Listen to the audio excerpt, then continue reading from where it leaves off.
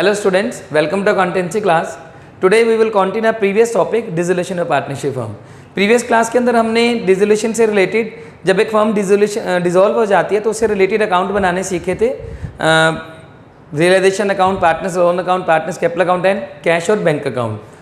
तो आज हम रियलाइजेशन एक्सपेंसेस के रिगार्डिंग कुछ एंट्रीज पढ़ रहे हैं। जब एक फर्म डिसॉल्व हो जाती है तो एसेट्स और लायबिलिटी को रियलाइज़ करते हैं, तो रियलाइज़ करने के लिए कुछ एक्सपेंसेस करने पड़ते हैं। फॉर एग्जांपल आपने न्यूज़पेपर में ऐड दे दी कि एक फर्म बंद करने जा रहे हैं और हम अपनी एसेट्स को सेल करना चाहते हैं, तो कोई भी अगर इन एसेट्स को परचेज़ करना चाहता है तो इस रेट पे आके या जो भी हम मतलब हमारा रेट है तो हमसे कॉन्टैक्ट करके वो आइटम्स और वो एसेट्स परचेज़ कर सकता है। तो आपने ऐड दी तो वो जो एक्सपेंसेस हो वो रियलाइजेशन एक्सपेंसेस हैं। या कई बार हम कोई पर्सन अपॉइंट करते हैं, उस पर्सन को हमें पेमेंट करनी पड़ती है, रेम्यूनरेशन देना पड़ता है, तो वो रियलाइजेशन एक्सपेंसेस हैं। तो मेनली 4 टाइप से एक्सपेंसेस बनते हैं, 4 टाइप की एंट्रीज हैं इसके अंदर, लेकिन आपको जो क्वेश्चन के अंदर मिलेंगी वो मिक्स करके भी मिल सकती हैं। तो पहले हम एंट्रीज के बारे में पढ़ते हैं, फिर क्वेश्चन पढ़ते हैं कि एंट्रीज कैसे करनी है।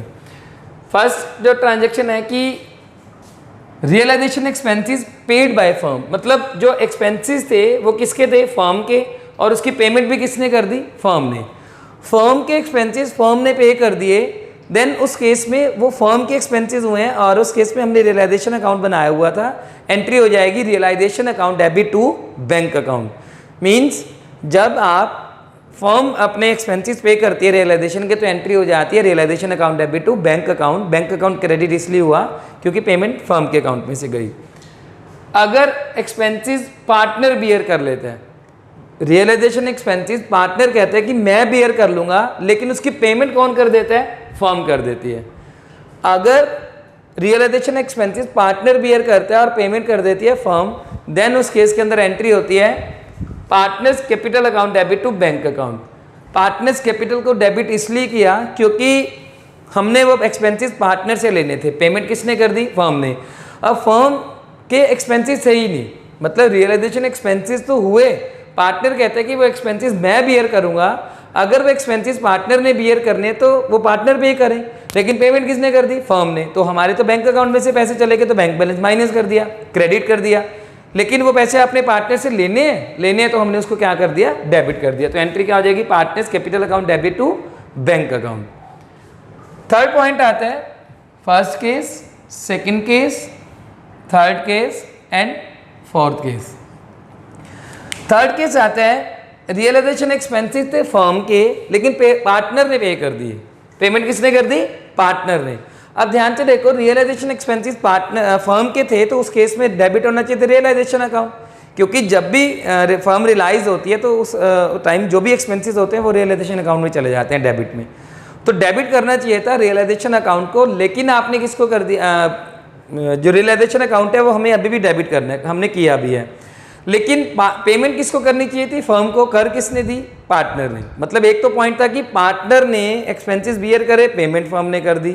ये वाला पॉइंट आ गया फर्म के एक्सपेंसेस पार्टनर ने पे कर दिए, तो फर्म के एक्सपेंसेस हैं तो रियलाइजेशन डेबिट, पे पार्टनर ने कर दिए, करने फर्म को चाहिए थे, तो वो पैसे अब हमें किसको देने हैं? पार्टनर को। तो एंट्री क्या हो जाएगी? Realisation account debit to partners capital, क्योंकि पार्टनर्स को देने इसलिए पार्टनर्स को क्रेडिट कर दिया।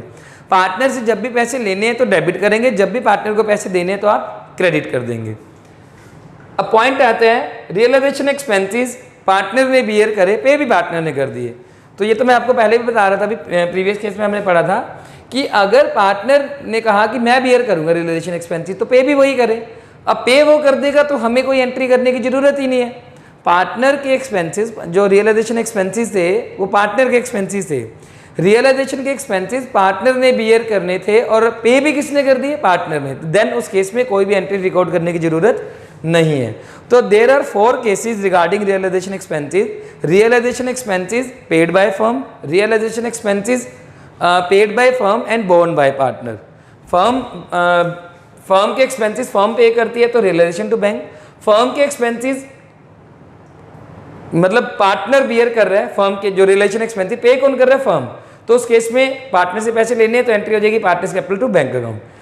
पार्टनर ने बियर करे, पेमेंट फर्म ने करी, लेकिन फर्म के एक्सपेंसेस पार्टनर ने पे कर दिए, तो उस केस में एंट्री हो जाएगी realisation to partners capital. Partner के एक्सपेंसेस पार्टनर ने पे कर दिए, उस केस में कोई भी एंट्री रिकॉर्ड करने की जरूरत नहीं है। तो ये रियलाइजेशन के रिगार्डिंग एंट्रीज थी। हम सम के थ्रू देखते हैं कि इनको रिकॉर्ड कैसे करना है। नई बुक के अकॉर्डिंग जो सम है वो सम नंबर सेकंड है, तो आप सेकंड सम मैच कर लेंगे। साथ साथ मैं स्टेटमेंट पढ़ रहा हूँ, तो आपने देखना है फर्स्ट एंट्री दी हुई है realisation expenses amounting to ₹5000।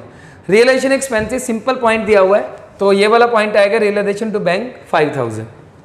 Firm के एक्सपेंसेस से पेमेंट भी फर्म ने कर दी, सिंपल सा पॉइंट है। Realisation expenses amounting to ₹8000 were paid by partner. अब ध्यान से, रियलाइजेशन एक्सपेंसेस थे, पेमेंट किसने कर दी? पार्टनर ने। रियलाइजेशन एक्सपेंसेस पेमेंट कर दी पार्टनर ने, एंट्री क्या हो जाएगी? Realisation to partners capital account. Next entry है realisation expenses amounting to ₹10,000 were paid by firm. ध्यान से, पेड बाय फर्म, ये वाला पॉइंट आ गया। Paid by firm on the behalf of partner, मतलब पार्टनर ने कहा था कि मैं बियर करूंगा, यहाँ लिखा नहीं हुआ लेकिन लाइन का मीनिंग यही निकलता है, on the behalf of partner, मतलब इन एक्सपेंसेस को बियर कौन कर रहा था? पार्टनर। पेमेंट किसने कर दी? फर्म ने। तो एंट्री क्या हो जाएगी? Partners capital account debit to bank account. Last fourth point आते हैं realisation expenses amounting to ₹15,000 were paid by firm. Payment किसने कर दी? फर्म ने। ठीक है, तो बैंक आएगा, क्रेडिट हो जाएगा। Mister X one of the partner has to bear these expenses. Mister X एक पार्टनर था, वो कहता है कि मैं बियर करूंगा, मीन्स पार्टनर के एक्सपेंसेस फर्म ने पे कर दिए, तो एंट्री क्या हो जाएगी? Partners capital account debit to bank, X capital account debit to bank account. Next आती है रियलाइजेशन, ध्यान से देखना ये वाली एंट्री। Realisation expenses amounting to ₹20,000 were paid by firm and 8,000 were to be borne by the firm and the balance by Maruti a partner। ध्यान से, रियलाइजेशन एक्सपेंसेस पेमेंट किसने करी है? टोटल एक्सपेंसेस है 8,000 और पेमेंट भी किसने कर दी? फर्म ने। उसमें से 8,000 फर्म कह रही है कि फर्म बियर करेगी और 12,000 कौन बियर करेगा? पार्टनर। पॉइंट नंबर है ये 5th। तो देखो इसमें क्या हो जाएगा, रियलाइजेशन एक्सपेंसेस कितने थे? 20,000। उसमें से फर्म कहती है कि 8,000 वो बियर करेगी, तो फर्म के अकाउंट में कितने चले जाएंगे? 8,000। 12,000 पार्टनर बियर कर रहे हैं, तो एंट्री क्या हो जाएगी? Partners capital. पार्टनर्स का नेम दिया हुआ है मारुति, तो वो लिख देंगे नेम, नेम ही लिखना है। मैं समझाने के लिए आपको पार्टनर लिख रहा हूँ, आपको लिखना है मारुति कैपिटल अकाउंट डेबिट। ये दोनों डेबिट, ये कितने से? 12,000 से डेबिट हो जाएगा। और 2 पेमेंट किसने करी है? बैंक ने, तो यहाँ कितना आ जाएगा? 20,000। अगर यहाँ पेमेंट कर दी होती पार्टनर ने तो हम पार्टनर्स को क्रेडिट करते, जैसे नेक्स्ट एंट्री में दिया हुआ है। रियल 6th एंट्री है dissolution expenses amounting to ₹20,000, same है बिल्कुल ऊपर वाली 5th और 6th, थोड़ा सा चेंज है। 8,000 were to be borne by the firm and the balance by Maruti a partner and the expenses paid by Maruti. Realisation expenses हैं टोटल 20,000, उसमें से 8,000 फर्म बियर करेगी, 12,000 पार्टनर बियर करेगा।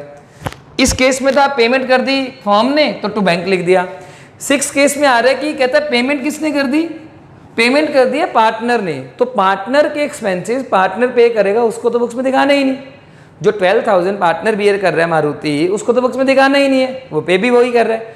जो 8,000 फर्म पे कर रही है उसको बुक्स में दिखा दो। उस केस में एंट्री क्या हो जाएगी? रियलाइजेशन अकाउंट डेबिट कितना? 8,000। अब इसकी पेमेंट किसने करी है? फर्म ने करी होती तो टू बैंक का था, पेमेंट किसने कर दी? पार्टनर ने, तो टू पार्टनर्स कैपिटल। लेकिन आपने क्या लिखना है? मारुति, जो भी इसका नेम है, मैं आपको पार्टनर्स कैपिटल समझाने के लिए लिख रहा हूँ, आपने यहाँ उसका पार्टनर का नेम ही लिखना है, Maruti capital account. Done. After then Sudhir a partner was allowed a remuneration 10,000 to carry out a dissolution of work. Sudhir एक पार्टनर था, उसको हमने रेम्यूनरेशन दिया है 10,000 to carry out dissolution of the firm. उसको हमने कहा है कि आप फर्म को डिसोल्व करने के जो चार्जेस हैं वो 10,000 हम आपको पे करेंगे। He was to bear all expenses of realisation which amounting to ₹16,000 paid by the firm. ध्यान से, हमें जो सुधीर को पेमेंट करनी थी वो 10,000 पे करनी थी, लेकिन जो एक्सपेंसेस थे रियलाइजेशन के वो सुधीर ने कहा कि वो बियर करेगा। वो एक्सपेंसेस हुए 16,000। अगर वो एक्सपेंसेस पे कर देता सुधीर तो हमें तो कुछ देखने की ज़रूरत ही नहीं थी कि 16,000 सुधीर ने बियर करने थे, सुधीर ने पे कर दिए, तो हमें कोई मतलब ही नहीं है। प्रॉब्लम ये आती है कि पेमेंट करी किसने? सुधीर ने नहीं कही, पेमेंट कर दी फर्म ने। अब टोटल पेमेंट फर्म को करनी चाहिए थी, जो फर्म के एक्सपेंसेस थे वो कितने थे? 10,000। जो फर्म ने एक्सपेंसेस सुधीर को देने थे वो फर्म के एक्सपेंसेस थे। सुधीर को हमें देने चाहिए थे 10,000, लेकिन सुधीर के बिहाफ पे हमने पेमेंट कितनी कर दी? 16,000। तो 10,000 तो सुधीर को हमने देने ही थे, 6000 हम एक्स्ट्रा दे चुके हैं तो वो वापस ले लेंगे, तो वो हम सुधीर को डेबिट कर देंगे। सुधीर कैपिटल अकाउंट डेबिट कितने से 6000। मतलब जो एक्सपेंसेस आप ऑलरेडी डेबिट कर चुके पे कर चुके हो, ज़्यादा पे कर दिए, तो वो अमाउंट हम सुधीर से वापस चार्ज कर लेंगे, लेने हैं तो डेबिट कर देंगे। नेक्स्ट आती है Ravi a partner is allowed a remuneration 15,000 for dissolution work. Ravi को हमने 15,000 पे करने थे डिसोल्यूशन वर्क के लिए, and is to bear all expensive realisation which amounting to ₹5,000 paid by firm. 5,000 expenses जो डिसोल्यूशन एक्सपेंसेस है वो रवि ने कहा था कि वो बियर करेगा, लेकिन उसकी पेमेंट हमने कर दी। अब इस केस के अंदर देखिए, केस नंबर 8, रियलाइजेशन के एक्सपेंसेस जो थे वो फर्म ने बियर करने थे, पार्टनर ने बियर करने थे। हमारे जो रियलाइजेशन एक्सपेंसेस थे वो थे जो रवि को हमने कमीशन देना था। आपने रवि को कितने पैसे देने थे? 15,000। लेकिन हमें सुधीर को तो दिए नहीं, हमने रियलाइजेशन के एक्सपेंसेस की पेमेंट कर दी कितने से? 5,000 से। वो हमारे पास से चले गए, फर्म के अकाउंट में से पैसे गए तो टू बैंक आएगा। सुधीर को देने थे 15, लेकिन जो रियलाइजेशन के एक्सपेंसेस सुधीर को पे करने थे 5,000 वो फर्म ने पे कर दिए। इट मीन सुधीर के बिहाफ पे फर्म ने पेमेंट करी तो वो टू बैंक आ जाएगा। अब सुधीर को देने थे 15,000, 5,000 हम पहले ही दे चुके हैं, तो बाकी कितने दे देंगे? 10,000। तो यहाँ आ जाएगा टू सुधीर कैपिटल अकाउंट 10,000। अब इन दोनों एंट्रीज में डिफरेंस क्या था? यहाँ हम एक्सपेंसेस की ज़्यादा पेमेंट कर चुके थे, यहाँ इसलिए हमने पार्टनर से पैसे ले लिए। इस केस में एक्सपेंसेस ही कम थे तो हमने पेमेंट भी कम की थी, इसलिए जो रिमेनिंग अमाउंट था वो हमने सुधीर को पे कर दिया। नेक्स्ट एंट्री आती है Anil a partner is paid remuneration of 20,000 for dissolution work.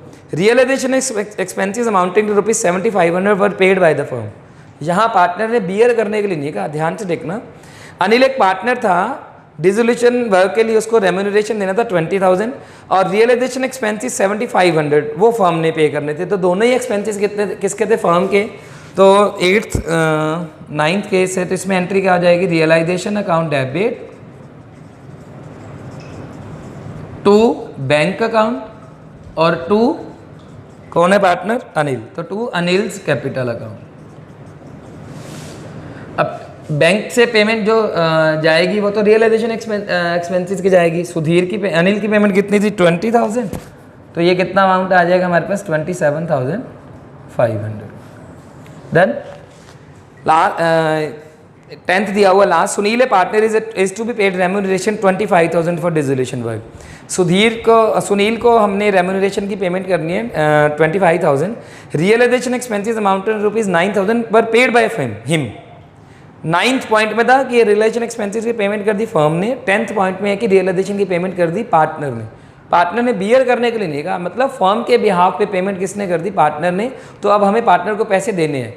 आपको रियलाइजेशन का जो कमीशन था, रेम्यूनरेशन था डिसोल्यूशन का, वो भी सुनील को देना है, प्लस रियलाइजेशन एक्सपेंसेस की भी पेमेंट सुनील को देनी पड़ेगी क्योंकि पेमेंट उसने कर दी। तो टोटल अमाउंट हो जाएगा 25 + 9 34,000। तो एंट्री हो जाएगी realisation account debit to Sunil's capital. आपको इसके अंदर बहुत अच्छी चीज़ें दी हुई हैं। इस सम के अंदर दो एंट्रीज इस तरीके से दी हुई हैं कि आपको दोनों पॉइंट अच्छे से समझ आ जाए।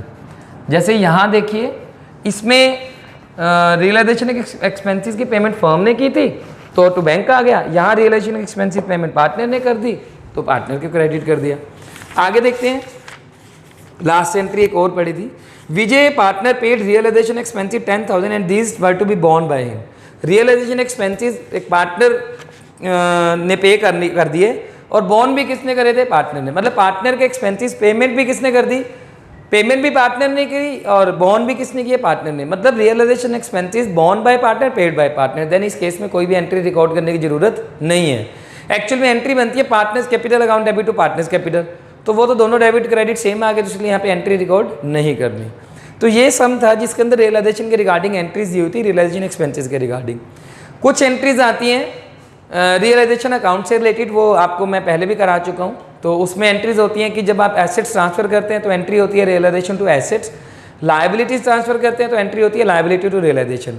क्योंकि एसेट्स ऑलरेडी डेबिट होती हैं, डेबिट वाले अमाउंट को खत्म करने के लिए हम क्रेडिट करते हैं तो एंट्री हो जाती है realisation to assets. Liabilities debit credit होती हैं तो अमाउंट जब ट्रांसफर करेंगे, रिटर्न ऑफ करेंगे तो डेबिट हो जाएगा, तो लायबिलिटीज टू रियलाइजेशन। एसेट्स को सेल करोगे तो पेमेंट आएगी तो bank to realisation, liability pay करेंगे तो रियलाइजेशन टू बैंक। कोई एसेट पार्टनर ले जाता है तो partners capital account debit to realisation, कोई पेमेंट लाइबिलिटी की पेमेंट पार्टनर कर देते हैं तो realisation to partners capital account, क्योंकि पेमेंट पार्टनर्स ने करनी फर्म को चाहिए थी, पार्टनर को पैसे देने से लिए क्रेडिट कर दिया। प्रॉफिट हो जाते हैं तो realisation account debit to partners capital account, loss हो जाता है तो partners capital account debit to realisation old ratio में डिवाइड हो जाएगा। ये एंट्री रियलाइजेशन अकाउंट से भी आप पहले कर चुके हैं। पार्टनर के लोन की पेमेंट कर दी है तो आप एंट्री क्या करेंगे, partners loan account debit to bank. अगर आपने एक्स अमाउंट पे पेमेंट की है, लोन था 5000 का, पेमेंट कर दी 6000 की विद इंटरेस्ट, मतलब 1000 इंटरेस्ट था, देन उस केस में एंट्री हो जाएगी partners loan account debit realisation account debit to bank account. अगर कम अमाउंट पे किया तो रियलाइजेशन क्रेडिट आ जाएगा। कैपिटल की पेमेंट की है तो partners capital account debit to bank account. तो ये एंट्रीज तो आप अकाउंट से भी कर सकते हैं। रियलाइजेशन से रिलेटेड ये एंट्री थी, एक्सपेंसेस से रिलेटेड। नेक्स्ट पॉइंट आते हैं वर्कमैन कंपनसेशन रिजर्व से। वर्कमैन कंपनसेशन रिजर्व अगर आपको बैलेंस शीट में गिवन है 20,000 और there is no any other liability regarding workman compensation reserve, तो जितना भी अमाउंट है उसको आप कैपिटल अकाउंट में ट्रांसफर कर देंगे, डिवाइड कर देंगे। वर्कमैन कंपनसेशन रिजर्व दिया हुआ है 20,000 और उसके रिगार्डिंग लायबिलिटी दी हुई है 12,000। Workman compensation reserve balance sheet में गिवन है 20, लायबिलिटी गिवन है 12,000, तो आप 12,000 रियलाइजेशन अकाउंट में ट्रांसफर करेंगे नॉर्मल लायबिलिटी की तरह और 12,000 की पेमेंट कर देंगे रियलाइजेशन अकाउंट में। जब आप ट्रांसफर करेंगे तो एंट्री क्या हो जाएगी, workman compensation reserve to realisation 12,000, payment करेंगे रियलाइजेशन टू बैंक 12,000, जो 8,000 रिमेनिंग अमाउंट है वो कैपिटल अकाउंट में चला जाएगा, डिवाइड कर देंगे पार्टनर्स में। मतलब वर्कमैन कंपनसेशन रिजर्व के रिगार्डिंग जितनी लायबिलिटी दी हुई है उतना ही अमाउंट आप क्या करेंगे, रियलाइजेशन में ट्रांसफर कर देंगे और उतने अमाउंट की ही पेमेंट कर देंगे। अगर वर्कमैन कंपनसेशन रिजर्व दिया हुआ है 20,000, लायबिलिटी हो जाती है 32,000 की, देन उस केस में आप ट्रांसफर करेंगे 20,000 लेकिन पे करेंगे 32,000। वर्कमैन कंपनसेशन रिजर्व से अगर कम अमाउंट की लायबिलिटी है तो कम अमाउंट ट्रांसफर करके पे करेंगे। वर्कमैन कंपनसेशन रिजर्व से ज़्यादा अमाउंट की लायबिलिटी है तो ट्रांसफर उतना ही करेंगे जितना रिजर्व है, पेमेंट सारी करेंगे, क्योंकि हम रिजर्व से ज़्यादा अमाउंट ट्रांसफ़र नहीं कर सकते, हम अपने बैलेंस को उतना ही ट्रांसफ़र करेंगे जितना रिजर्व का बैलेंस दिया हुआ है। तो ये वर्कमैन कंपनसेशन रिजर्व से रिगार्डिंग एंट्री कुछ पॉइंट थे। एंट्रीज भी उसी तरीके से बन जाती हैं। अगर आपको वर्कमैन कंपनसेशन रिजर्व को डिस्ट्रीब्यूट करना है तो एंट्री हो जाएगी workman compensation reserve to partners capital account. अगर आपने उसमें से कुछ अमाउंट ट्रांसफ़र कर दिया तो एंट्री हो जाएगी workman compensation reserve to realisation, और पे कर दिया तो रियलाइजेशन टू बैंक अकाउंट। अगर ऐसा भी हो सकता है कि वर्कमैन कंपनसेशन रिजर्व दिया नहीं हुआ, लायबिलिटी दी हुई है 50,000 की, कोई भी रिजर्व नहीं है, तो 50,000 अब ट्रांसफ़र तो करना ही नहीं है, बस 50,000 की पेमेंट कर देंगे रियलाइजेशन टू बैंक, और जिसको आप रियलाइजेशन में डेबिट साइड में दिखाएंगे टू बैंक और बैंक अकाउंट में क्रेडिट में चला जाएगा बाय रियलाइजेशन ब्रैकेट में वर्कमैन कंपनसेशन रिजर्व। फर्स्ट सम के अंदर वर्कमैन कंपनसेशन रिजर्व से एंट्री दी हुई है, सेकंड सम के अंदर रियलाइजेशन एक्सपेंसेस रिगार्डिंग एंट्रीज दी हुई हैं, फिर उसके बाद जो थर्ड में भी रियलाइजेशन एक्सपेंसेस के रिगार्डिंग एंट्रीज हैं। फोर्थ से लेके 17 तक जो सम है वो realisation account, capital account, loan account और बैंक अकाउंट ये बनाना है। कुछ सम 18 से लेके 23 और 4 तक, न्यू बुक के अकॉर्डिंग 23 और 4 तक ये आपको वो सम है जिनके अंदर आपको बैलेंस शीट गिवन नहीं है, वो हम नेक्स्ट क्लास के अंदर ये टॉपिक कवर करेंगे। 24 के बाद आपकी जो सम स्टार्ट होते हैं उसमें फिर अगेन आपको realisation, capital account, bank account बनाने, लोन अकाउंट जो भी दिया होगा, तो वो आपके सम नॉर्मल हो जाएंगे। उसके बाद जनरल एंट्रीज दी हुई हैं। तो अभी के लिए जो आपका काम है, आप जो वो सम दिए हुए हैं 17 to 23 और 24, वो 5-6 जो भी सम है बिना बैलेंस शीट के, जहाँ बैलेंस शीट नहीं दी हुई, तो वो सम आप छोड़ के बाकी आप चैप्टर अपना कंप्लीट कर सकते हैं। जनरल एंट्रीज जो हैं वो अब आज आपको मैंने करा दी हैं, तो जनरल एंट्री भी अच्छे से कर ले आप, और जो भी बाकी रिमेनिंग सम रह गए हैं 23 के बाद जिसमें बैलेंस शीट गिवन है, तो वो सम भी आप अपने आप अब कर सकते हैं। ठीक है, तो एक टॉपिक हमारा इस चैप्टर का बचा है जिसमें बैलेंस शीट नहीं दी होती, तो वो सम कैसे करने वो हम नेक्स्ट क्लास के अंदर करेंगे।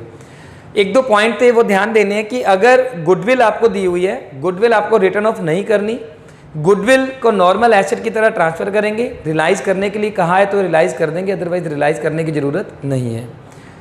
इन्वेस्टमेंट और इन्वेस्टमेंट फंड दोनों दिए हुए हैं, तो इन्वेस्टमेंट को नॉर्मल एसेट की तरह ट्रांसफर करेंगे और इन्वेस्टमेंट फंड को नॉर्मल लायबिलिटी की तरह रियलाइजेशन अकाउंट में। ओनली इन्वेस्टमेंट फ्लक्चुएशन फंड दिया हुआ तो उसको आप कैपिटल अकाउंट में ट्रांसफर करके डिस्ट्रीब्यूट कर देंगे। तो और भी अगर एक कुछ पॉइंट्स आते हैं, एक करंट अकाउंट से रिलेटेड एक पॉइंट था, कुछ बच्चे डाउट ले रहे थे करंट अकाउंट से रिलेटेड। गुरमीत हरिंदर एंड जगत वाला सम नंबर 8, इसमें करंट अकाउंट दिया हुआ है, तो इसमें कुछ चेंज ऐसा नया पॉइंट नहीं है। आपने क्या करना है, जैसे हम कैपिटल अकाउंट बनाते थे उसी तरीके से करंट अकाउंट बनाना है। नॉर्मल पहले आप करंट अकाउंट बनाएं, कैपिटल अकाउंट बाद में बनाएंगे।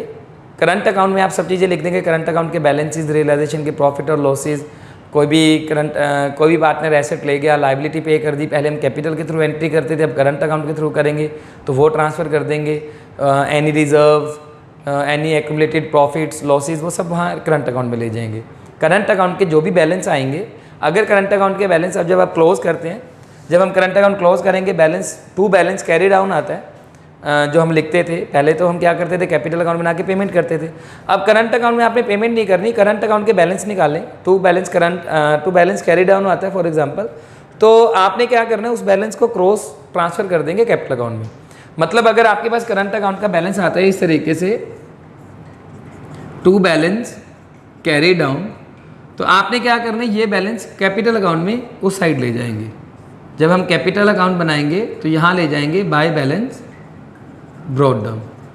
आप इस तरीके से बैलेंस यहाँ ले आएंगे। अगर बैलेंस उस साइड बचते हैं तो बैलेंस आप इधर ट्रांसफ़र कर लेंगे।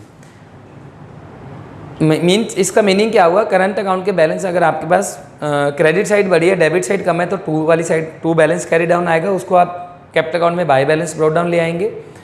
अगर करंट अकाउंट की डेबिट साइड बड़ी है, क्रेडिट साइड कम है, तो वो बैलेंस क्रेडिट साइड आएंगे बाय बैलेंस कैरी डाउन, तो उसको आप ब्रॉट डाउन कर लेंगे कैपिटल अकाउंट के debit side, to balance brought down. मतलब करंट अकाउंट के बैलेंसेस निकाल के उनको कैपिटल अकाउंट में ट्रांसफ़र करेंगे क्रॉस, और वहाँ कैपिटल अकाउंट का टोटल करके पेमेंट कर देंगे। क्योंकि करंट अकाउंट भी कैपिटल अकाउंट का पार्ट ही है, तो हमें पेमेंट करनी होती है एक्चुअल में, लेकिन जो करंट अकाउंट है वो कैपिटल अकाउंट का पार्ट है, तो हम करंट अकाउंट में पेमेंट नहीं करेंगे, करंट अकाउंट का बैलेंस कैपिटल अकाउंट में ट्रांसफ़र करके वहाँ से हम अमाउंट पे करेंगे। ये चीज़ ध्यान देनी है आपको, करंट अकाउंट के बैलेंसेस कैपिटल अकाउंट में ट्रांसफ़र करके पेमेंट कर देंगे। यही कुछ डाउट थे बच्चों के आ रहे थे, करंट अकाउंट से रिलेटेड, इन्वेस्टमेंट से रिलेटेड, जनरल एंट्री से रिलेटेड। तो आज वाले टॉपिक क्लास के अंदर हमने वो सब टॉपिक कवर करें हैं। फिर भी कोई डाउट आता है किसी भी पॉइंट से रिलेटेड, तो वो मैसेज करके आप मेरे को बता सकते हैं, वो डाउट ले सकते हैं। तो आपके अभी जो ये चैप्टर में टॉपिक बचा है वो एक ही टॉपिक बचा है, 17 to 23 to 4 सम्स हैं विदाउट बैलेंस शीट। मतलब बैलेंस शीट नहीं दी हुई, हमें पहले बैलेंस शीट तैयार करनी है, फिर realisation, capital account, loan account, bank account, इस तरीके से बनाना है। तो वो टॉपिक आप छोड़ देंगे और बाकी जितने भी सम्स हैं वो सब आप कंप्लीट कर लेंगे। 23 के बाद भी आपके जो सम्स हैं वो सब आप सम हो सकते हैं। उसमें कुछ एंट्रीज के सम दिए हुए हैं और कुछ सम दिए हुए हैं जिनके अंदर realisation, loan account, capital account, bank account बनाना है, तो वो आप बना सकते हैं। तो नेक्स्ट क्लास के अंदर हम वो टॉपिक कवर करेंगे। आज की क्लास आपकी यहीं कंप्लीट है।